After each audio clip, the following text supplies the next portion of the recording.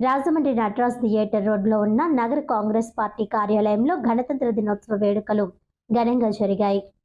భారతీయ జనతా పార్టీకి జాతీయ జెండాను ఆవిష్కరించే అర్హత లేదని ఆంధ్రప్రదేశ్ మహిళా కాంగ్రెస్ అధ్యక్షురాలు అమర్ జహా బేగ్ తీవ్రంగా ధ్వజమెత్తారు. స్థానిక నటరాజ్ థియేటర్ రోడ్లో ఉన్న నగర కాంగ్రెస్ పార్టీ కార్యాలయంలో నగర అధ్యక్షుడు బాలేపల్లి మురళీధర్ అధ్యక్షతన 77వ గణతంత్ర దినోత్సవ వేడుకలు సోమవారం ఘనంగా నిర్వహించారు. ఈ కార్యక్రమానికి ముఖ్య అతిథులుగా అమర్ జహా బేగ్ పాటు డీసీసీ మాజీ అధ్యక్షుడు టీకే విశ్వేశ్వర్ రెడ్డి, పీసీసీ ఉపాధ్యక్షుడు మార్టిన్ లోథర్ తదితరులు హాజరయ్యారు.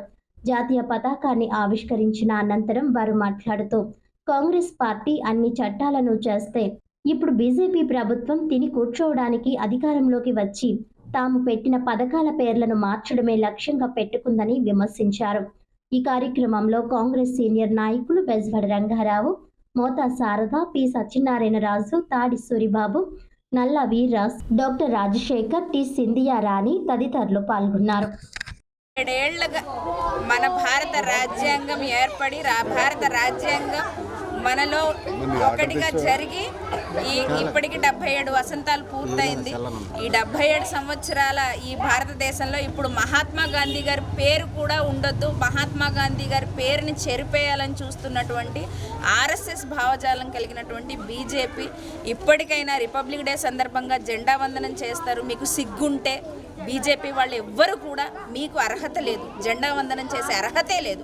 ఎందుకంటే ఒక పథకానికి ఒక చట్టానికి మహాత్మా గాంధీ గారి పేరు తీసుకొస్తే ఆ మహాత్మా గాంధీ గారి పేరు తీసేయాల్సిన అవసరం ఏంటి? చట్టాన్ని మార్చాలనుకుంటే చట్టాన్ని మార్చి వేరే విధంగా మీకు కావాల్సినట్టు, అంటే మీకు ఎలాగో పని లేదు బీజేపీ నాయకులకు కానీ అటు ప్రధానమంత్రి నరేంద్ర మోడీ గారు కానీ ఆయనతో కలిసి ఉన్న వాళ్ళకి ఎవ్వరికీ కూడా పనేం లేదు. కొత్తగా మీరు ప్రజల కోసం, పేద బడుగు బలహీన వర్గాల కోసం, అణగారిన ప్రజల కోసం మీరు తీసుకొచ్చే చట్టాలు అయితే ఏమీ లేవు. ఎందుకంటే కాంగ్రెస్ పార్టీ అన్నీ చేసి పెట్టింది, మీరు తినిపెట్టడం కోసం వచ్చారు. గత 11 సంవత్సరాల నుంచి మీరు దేశంలో ప్రధానమంత్రిగా ఉండి ప్రధాన పార్టీగా ఉన్నటువంటి బీజేపీ నాయకులు కానీ ప్రధానమంత్రి కానీ మీకు సిగ్గుండాలి. మహాత్మా గాంధీ గారి పేరుని తీయాల్సిన అవసరం మీకు ఏమొచ్చిందో తెలీదు. కనీసం ఈ సందర్భంగా అన్నా కూడా మీరు తీసుకొచ్చిన చట్టం పేరు అధికారులు కూడా ఉచ్చరించలేకపోతున్నారు, బీజేపీ నాయకులు కూడా ఉచ్చరించలేకపోతున్నారు.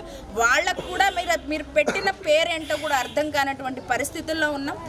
40 ఏళ్ళలో స్వాతంత్రం సంపాదించినప్పటికీ కూడా 1950 జనవరి 26న మనం ఒక రాజ్యాంగాన్ని నియమించుకుని రాజ్యాంగ నిర్మాత అయినటువంటి బాబాసాహెబ్ అంబేద్కర్ 77 సంవత్సరాల ఈ సందర్భంగా మేము చెప్పేది ఏంటంటే,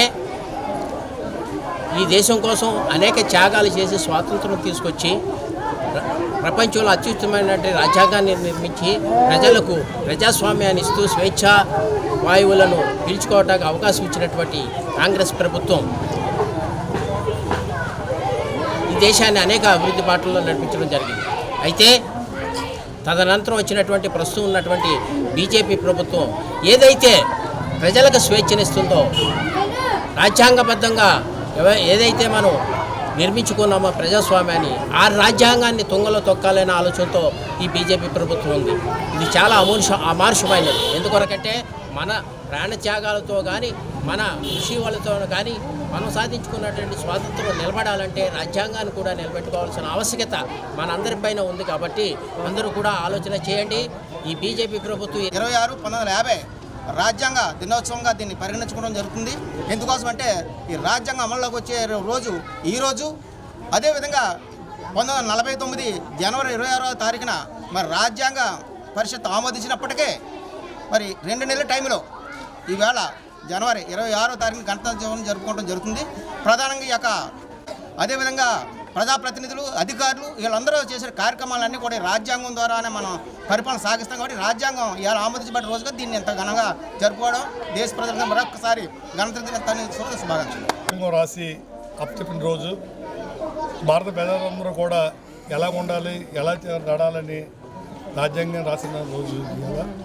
ఈ రాజ్యాంగాన్ని మార్చాలని కోరుకుంటున్నారు వాళ్ళు, ఇప్పుడు పాలించే వాళ్ళు. చాలా అన్యాయమైన ఇష్యూ. కథలు కనిపించవలసింది ఏంటంటే, కాంగ్రెస్ వాళ్ళు పాలించే ముందు, స్వతంత్రం రాకముందు 30 కోట్ల మంది జనాభా ఉండేవారు, ఆకలి సాగులు ఉండి. ఇవాళ మన దేశం నుంచి ఇతర దేశాలకు వెళ్ళే పంటలన్నీ మనం పండిస్తున్నాం. మన రాజ్యాంగాన్ని ఇతర దేశాల వాళ్ళు తీసుకుని రాసుకుంటున్నారు. అలా రాజ్యాంగాన్ని ఈ బీజేపీ వాళ్ళు గాంధీ పేరు ఉండకూడదు, నెహ్రూ పేరు ఉండకూడదు, జెండా రంగు ఉండకూడదు అనుకున్నారు. అది ఎప్పుడు అవ్వదు. సూర్య చంద్రులు ఉన్నంతసేపు కాంగ్రెస్ పార్టీ ఉంటుంది. అందరికీ చెప్తూ